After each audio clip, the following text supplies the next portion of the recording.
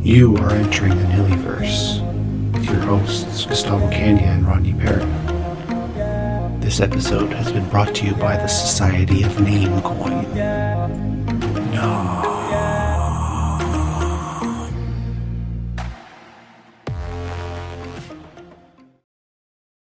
Good morning, Gustavo. Good morning.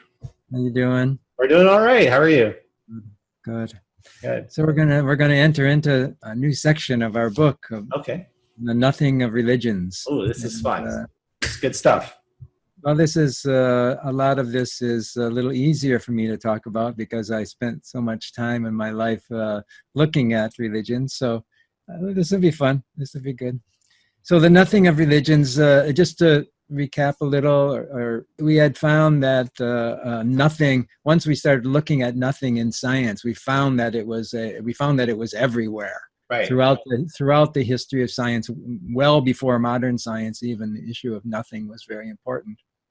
And so we thought we would look into religion as well. And we note here that you don't have to look far before you find the notion of nothing in religion. You just simply, for instance, we in the West, we open up the Bible and the second verse of Genesis, Right. we are already talking about nothing. Yes. So, and actually this little section from Genesis is really kind of interesting to me. I'm always fascinated when science, philosophers, or religionists take on a very important subject, but they use playful language.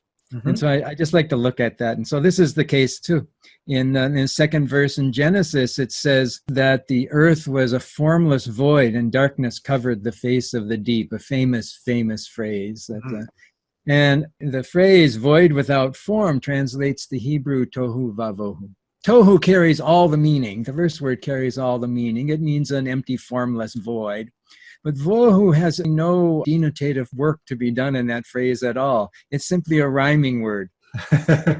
It's there to rhyme with tohu and vohu. It's there to rhyme. We know that the Hebrew Bible historically has been very important, chanted. It is verbal text and so forth. And so we see that it could be important that these words have a meaning when they're chanted, not just when they're read and so forth.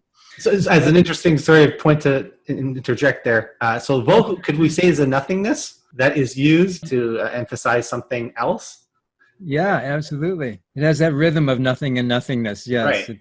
Yes, yeah. Vohu being a rhyming word, tohu vavohu has a parallel feeling almost of something like if you were to start, just think of writing the most important religious text you've ever come to approach, and you started out by saying the world is void and emptoid, or it's nothing and notting, or it's chaos and anarchos. It's just a funny kind of combination of language. And I found that very interesting, and I kind of asked myself, why? Why would they start this such important discussion with a funny phrase? So I was thinking back to the thing about fear and how the study of nothing was such a fearful notion for people in the past. And I was thinking, well, perhaps they're just using lighthearted language to get over this notion of fear. Although in the end, I really don't know why they use this funny language like that. But I thought it was a kind of lighthearted and playful way to start out a very important text about nothing. Well, we're talking about it, so it's sticky. Yeah. Yeah. Right. So it's sticking in our minds. Yeah. Tohu vavohu. I like it a lot. Yeah. So anyway, as we turned to religion and started looking for nothing, we found that it is ubiquitous in religion just as it is in science. That the people of religion throughout the world, East and West, modern and ancient religions, have been interested in nothing. They've also been terrified by nothing, just like scientists have been terrified by nothing. So what we're going to do, and this is sort of longish section we're starting into here, is what we'll do is we will look at religions on nothing. We'll start in the East. We'll look at things that happen in the East. We'll then come to the West. This is probably more recognizable kinds of religious forms for our readers. And then along the way, we will parallel all the notions of nothing with scientific notions of nothing at the same time. So we'll start from the East, we'll come to the West in religion, but then we'll always parallel those notions that we're coming up with notions from science, and show how those notions from religion actually deepen the understanding of science. So that's sort of the structure. So let's just do it. I'll just tell a couple stories here, just some sort of simple about nothing in the East, and then we'll work our way through. Okay.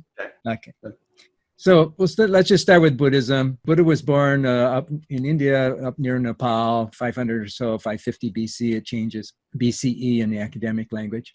And he was a prince of the Shakya clan. The prince of the Shakya clan became the Buddha when he sat under a tree for 6 days and didn't move. And after that 6th day, he had his outsight, right?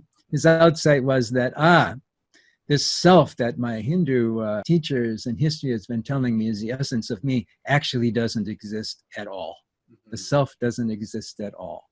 And so this was a Buddha's major insight. And his teachings of An-Atma, the non-self, become what we know as small school or school of the elders Buddhism. But then something very interesting happens a few hundred years later. We come into a period we call the Mahayana, the big boat Buddhism. And in big boat Buddhism, they expanded this notion that there is no self out to say that, in fact, the entire world is without inherent selfhood, without inherent being, as we say in the West. And that phrase, the name that goes to that concept is shunyata, emptiness, empty. Empty, shunya, is exactly parallel to the way we use nothing. Nothing and shunya are exactly parallel. So the most famous sutra, most people from the West who had never studied the Eastern culture, Eastern philosophies, know of the Heart Sutra. The Heart Sutra says this: form is nothing, nothing is form. Nothing is not separate from form, form is not separate from nothing. Whatever is form, whatever is nothing is form, whatever is form is nothing. So form, the word form, it's a rupa Sanskrit word. Form is a way of referring to the whole manifest world, that which comes into the manifest. We call that form. And this sutra, which is essential to our thinking, says that that world is not different than nothing.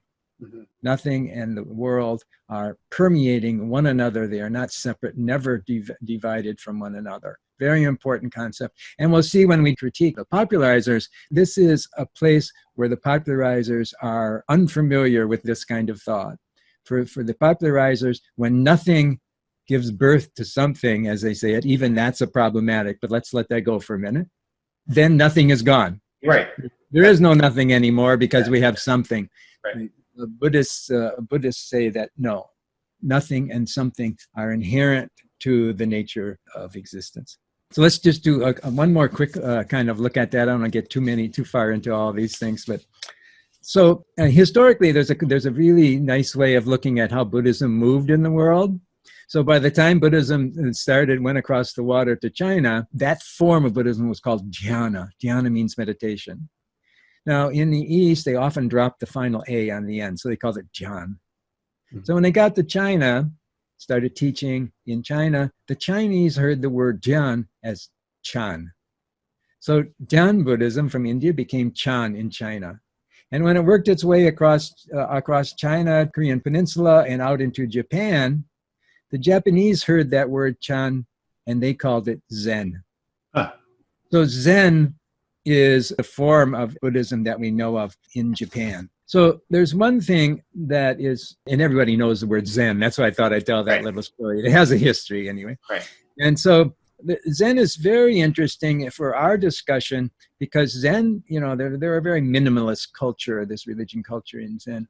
And Zen says in a very direct way that nothing, shunya, nothing is directly perceivable in the daily life. You can directly perceive it through heightened awareness. Mm-hmm. And that directly perceivable is what we call greeting nothing. You and I created the phrase greeting nothing. Then we'll see that a little bit later. Okay, so there's one great story. I'll just tell that story and then we'll be done with our religion for the world's We'll get religion from India to Japan in 10 minutes. That's not bad. Anyway, so there's this famous story of Shuzan. Shuzan was a Zen master, and Zen masters usually carried around a little stick. And it was kind of like our version of a pointer. It would carry around a bamboo stick. And that bamboo stick has been famous throughout Japanese religious history for being used in teaching ways all over. And one of the ways is for instance, students will come up and grab the stick and hit the master over the head with this stick. That's a kind of famous way it's used.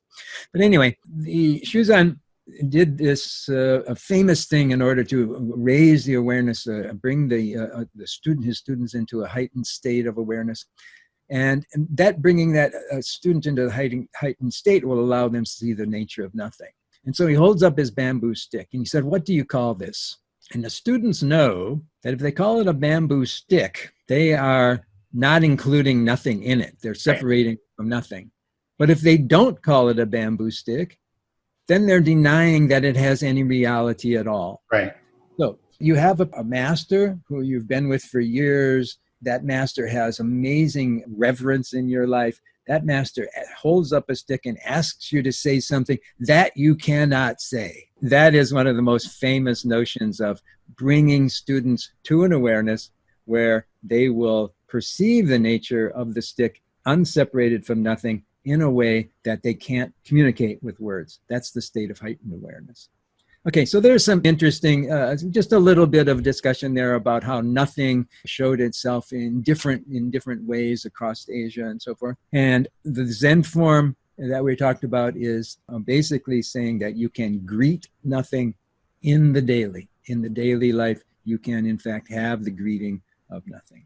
So just one more. Buddhism was finding its way through China. It had a much kind of conference and discussion with Taoism. Taoism comes to be about the same time as the Buddha. This fellow Lao Tzu is associated with its beginning. Lao Tzu was probably not an existent character. Lao Tzu simply means old master, was probably a mythic character. So, here's an interesting story. One other interesting story I wanted to say, that in the East, you often hear stories about a Buddhist, a Confucian, and a Taoist sitting down and having a discussion. It's the parallel to our stories of the priest and the rabbi and the minister going into a bar. It's a very similar kind of notion. So these discussions among the various religions are very common, and they are well known within the culture. Famous paintings of the three wise sages sitting around drinking tea and talking about the world. So anyway, there's one very famous from the Tao Te Ching, this central book from Taoism. And it says this: 30 spokes are joined together in a wheel, but it is the center whole that allows the wheel to function. We mold clay into a pot, but it is the emptiness inside that makes the vessel useful. We fashion wood for a house, but it is the emptiness inside that makes it livable. We work with the substantial, but it is the nothing that we use. So we talk about this a lot, the wheel with the empty hub. It is the empty hub that makes the wheel useful. It is nothing that makes the world work. We call it gives the world isometric balance. It is that together working of the manifest world and nothing that makes the world work. And that is this, when we take a lot of this image from the empty hub in the middle of a wheel. So maybe you want to talk about some parallels in the West. Yeah, absolutely. But to say that, I mean, the example that I was thinking of was the like of a bowl. Say, the bowl is the substance is what we work with, right? We manipulate it, but it's the emptiness that we use, right? The bowl's purpose is to allow you to pour other substances within it and hold it. For later use, right? So it's the empty. We use the emptiness, right? The bowl is not just the substance, right? But also the cavity, right? That the form that it has, right? This actually reminds me of this actually might be too tangential, but like I think I told you this story a long time ago. Maybe 5 years ago, I had an idea purchasing some real estate back in my parents' home country of Argentina, and my interest in a particular piece of real estate. It was up in the Sierras that lined their hometown. What made it interesting was that it used to be like a quarry. That the Sierras, they used to come in and mine some mineral there in the Sierras, and they left huge holes in the Sierra. Okay, so where I don't know what I could have used those holes for, but there was something incredibly valuable, and this is actually serious. that whole took many, many millions of dollars to create. Oh, yeah. Okay. And though I don't have a use for it now, I could one day see that whole could be incredibly valuable. Uh-huh. Right. And I came very, very close to purchasing those holes essentially in the Sierras lining my parents' hometown. And the only reason I didn't was because, well, Argentina is in a terrible sort of economic state, right? Yeah. And so it would be very, very risky. But I really, really liked the idea of investing in holes. Yeah. That's great. That's Right? a great story. Yeah, So- you saw the value in the whole. Exactly. Well, because if you wanted to say, for instance, I thought maybe you could build a little, because they were gigantic holes. We're talking about maybe a kilometer in radius, right? Right. And so you have to think that what you could do is maybe partially fill it with some soil or something, and maybe make a little town within that hole, and have little lights that shoot up at the sky, right? And tell people, hey, we're open for business. Huge, attraction, right? Anyways, that was my thought, right? But we're talking about like sort of a lot of money. That's exactly what the Taoist verses are about. Yeah. They went and they found they looked for various ways. And of course, this was in 5 centuries BCE or something like that. There were a lot of carts going around with those wiggly axles that they had to put animal fat on so that they spin. Right. And so they worked with axles in empty holes all the time. And so look for the value in emptiness, right? looking for the value in an empty thing. Yes, Right. That's exactly right. So I guess the way to introduce, let me use a phrase that Jordan Peterson uses, that I try to act as though I believe in a Christian God. And so the idea of nothing is more of a Buddhist ideal, right, than a Christian one. It does pop up in Christianity.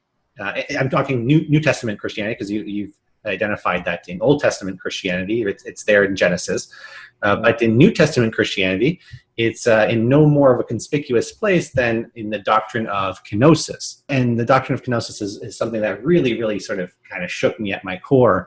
The idea is roughly that the incarnation of Jesus, described as a voluntary emptying, where God divested himself of divine attributes in order to become man, essentially. Wow. So an emptying of God, right, to become man. Just so amazing that, because the last thing that we would consider ourselves is emptiness, right? But, in emptying himself, he became man. Jesus is the personification in the sense of God's emptiness, right? That's incredible, right? A man that's right at the top of an ideal, right? Of an ideal man, to be the emptiness of God, just speaks to the awesomeness of God. and it hammers home that point quite nicely for me. Edwin Edinger, one of the people that we cited in our works cited list for our book, in his Ego and the Archetype, he presents the image of the incarnation as the process in which the ego progressively relinquishes its original omnipotent identification with the self, in order to achieve a limited but real existence in the world, in time and space. Right. So kenosis, then, you could say, is the process by which the ego is devoured by nothingness. Yeah, absolutely. Yes. Yeah. I enjoyed that whole discussion and learning about kenosis. I thought it's a great image, and it's a very powerful notion. Yeah. So you ran into that at some point in your past? This is recently. This is just recently. Yeah. Before we started. By recently, I mean before we started. Maybe not before we started reading the book. Within the last 5 years. It's been a long time. It stuck with me, and it's something that I continue to think about more and more as I dive deeper into nothing and nothingness, and try to synthesize it with my blooming religious beliefs. Right.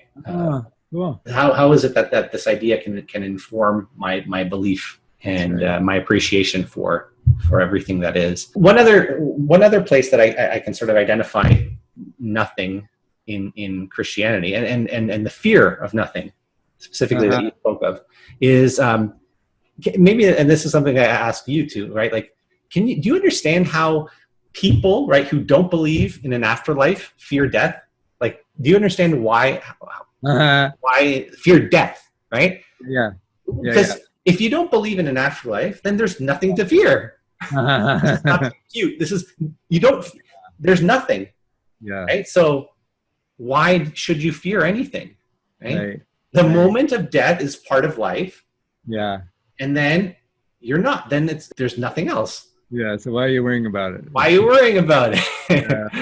And that's something that always troubled me, right? So I imagine it's not really like that people fear death, right? But it's the, I think it's the decay, right? Or it's the terror that of not knowing, like, how is it that I can cease to exist?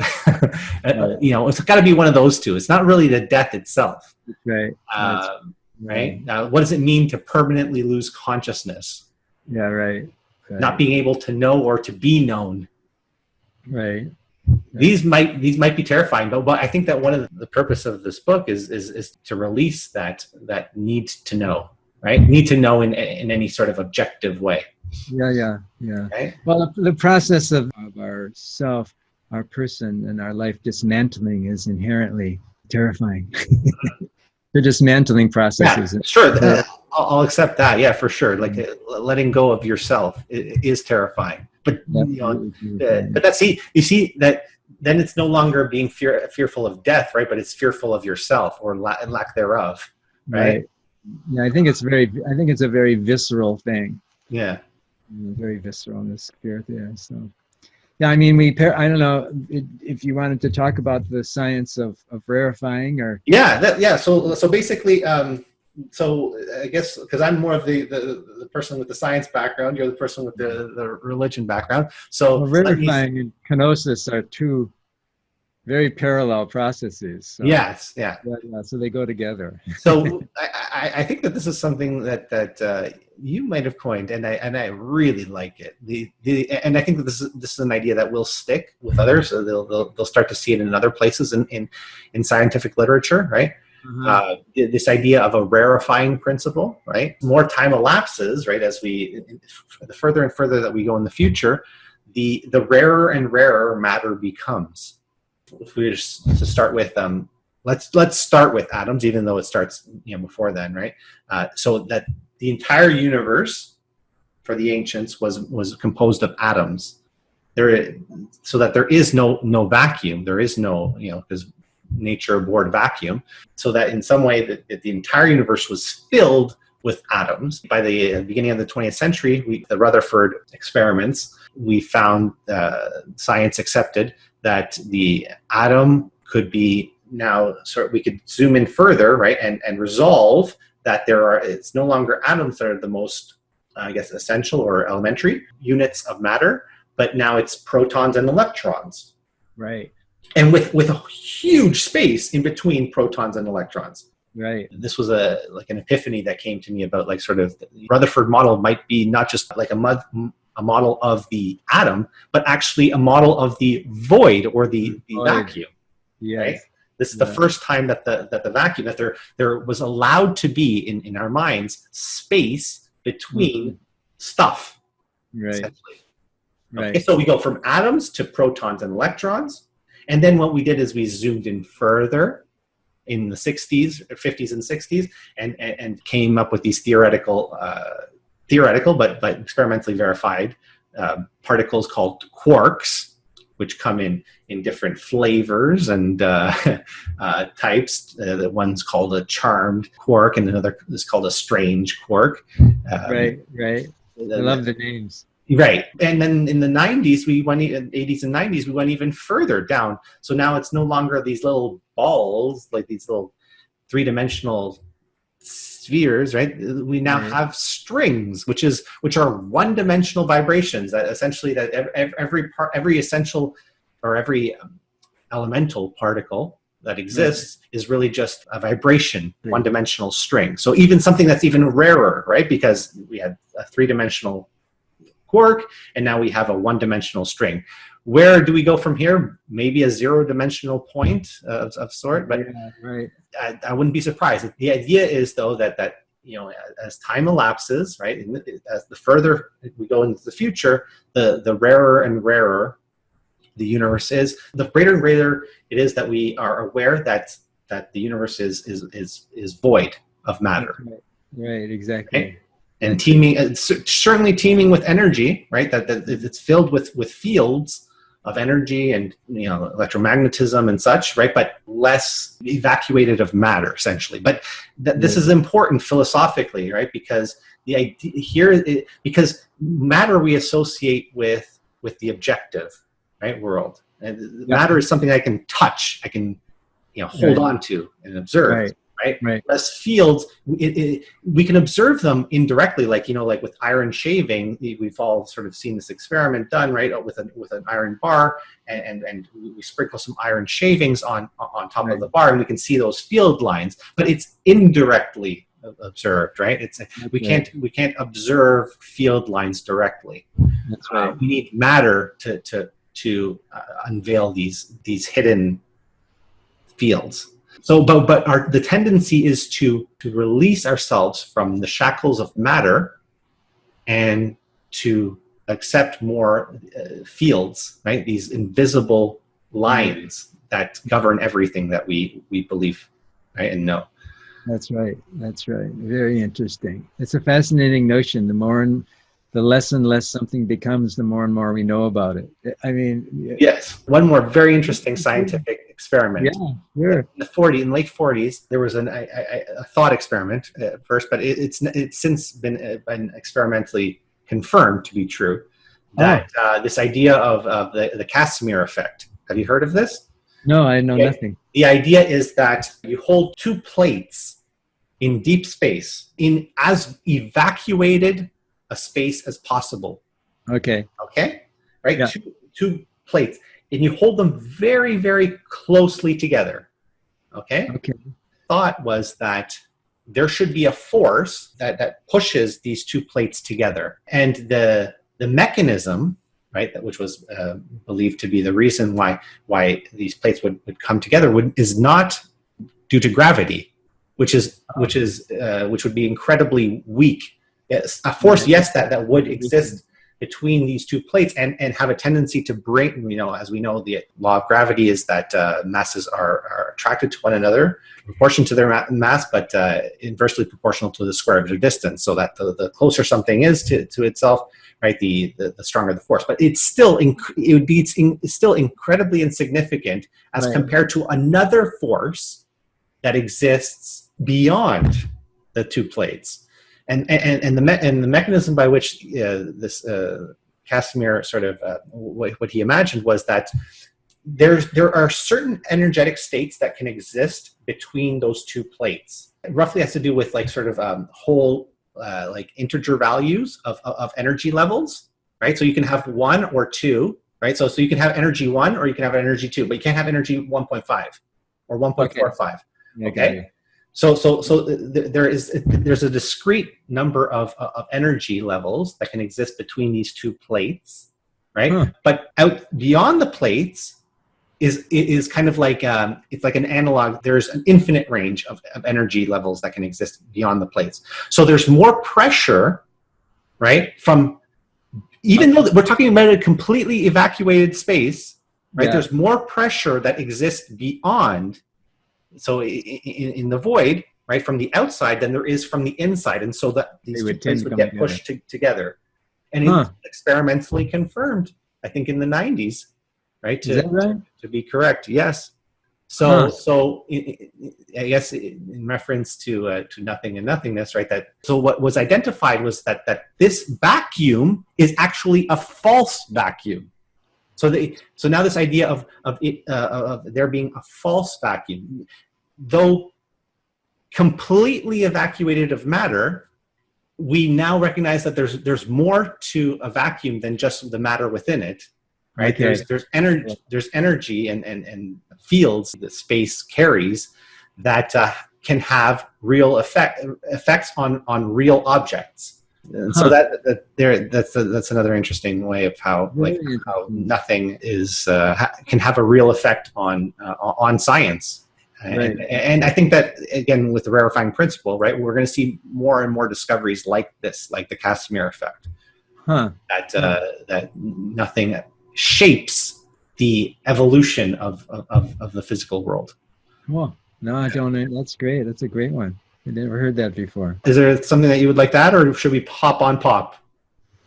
I'm ready to hop. All right. I think it's interesting in our discussion today, Gustavo, is a very good example of what we're saying in the book, that you can look at these notions of nothing from a variety of places. You can look at them from religion, you can look at them from science, and looking at them from more than one a source helps you understand the other source more deeply. Mm-hmm. So the language of nothing helped you discuss the Kashmir. Mm-hmm. And the language of the Kashmir helps you discuss kenosis. It does. And rarefying and kenosis are very parallel in their discussion. So I think this discussion was a good example of the book. So that was great. Reinforce each other, right? They reinforce each other. Yeah. Cool. You want to hop on, Pop? Yeah, I do. I mean, we're all familiar with this popularizer of science. He needs no introduction. He's none other than Richard Dawkins on George Strombo. I used to just call him Strombo, right? He's Canadian. This show is Canadian. It's on CBC. It was very, very popular, I think 10 years ago.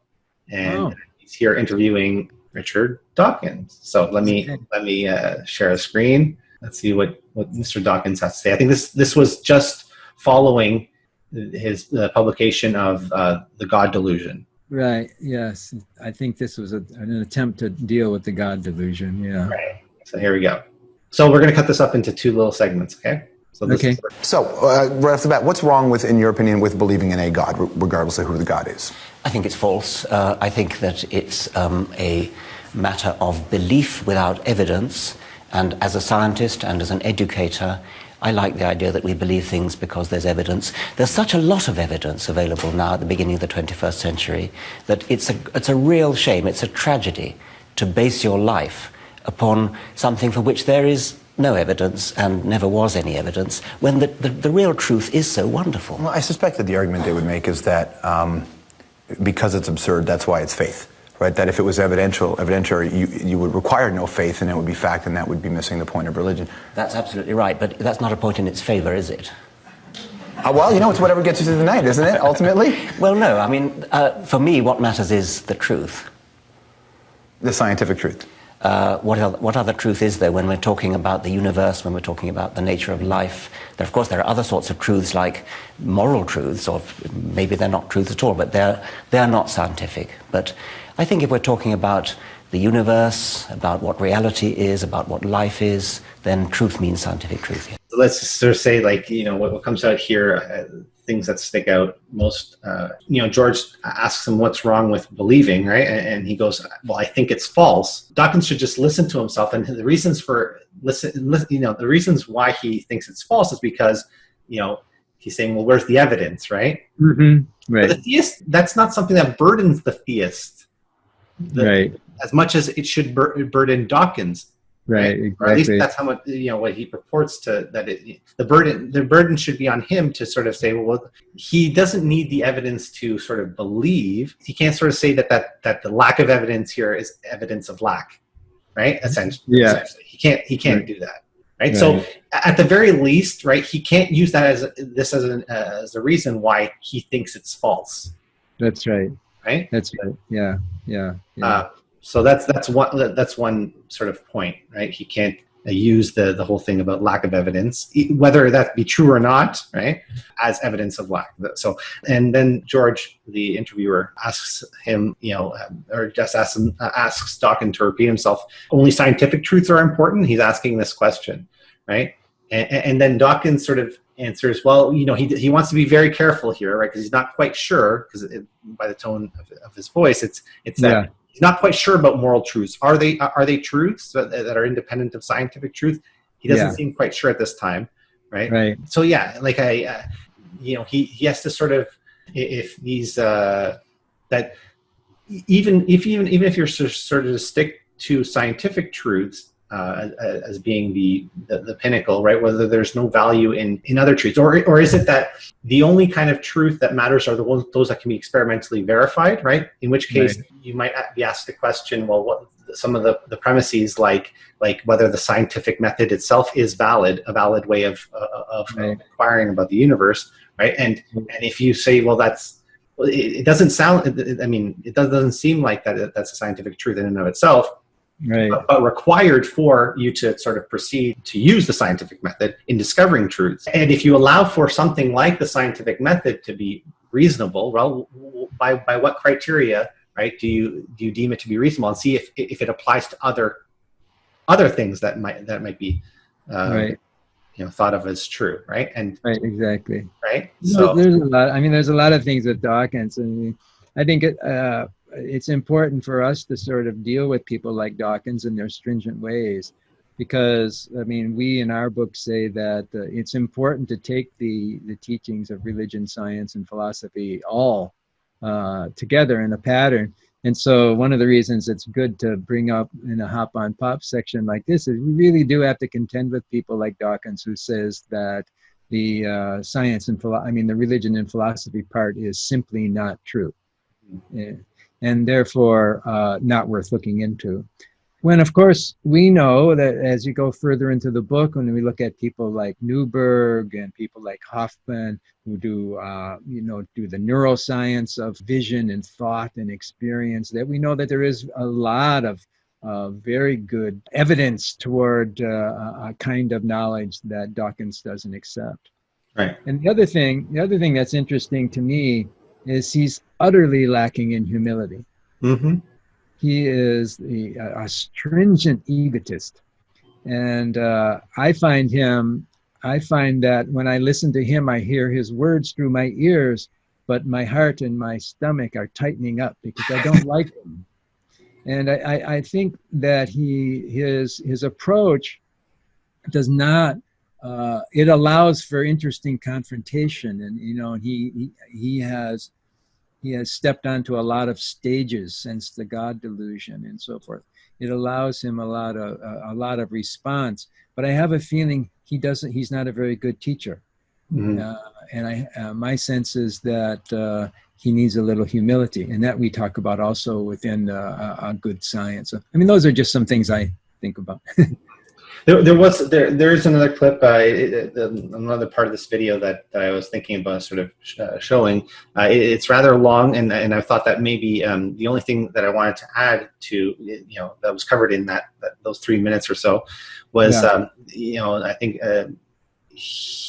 Dawkins sort of talks about like sort of blind faith. And I think that George asked the question, right? Well, what's the difference between blind faith and just simple faith? Yeah. How do you demarcate between those two things, right? And and between blind faith, and a hypothesis, right? Mm-hmm. So, right. Is there a place so? Are there some maybe are there some Christians or Jews or Muslims that you could sort of say, okay, this is just blind faith. These people, believe in a spaghetti monster essentially, right? Which is what like Dawkins is. That's the religion that he founded as a joke, right? The Pastafarians. Right.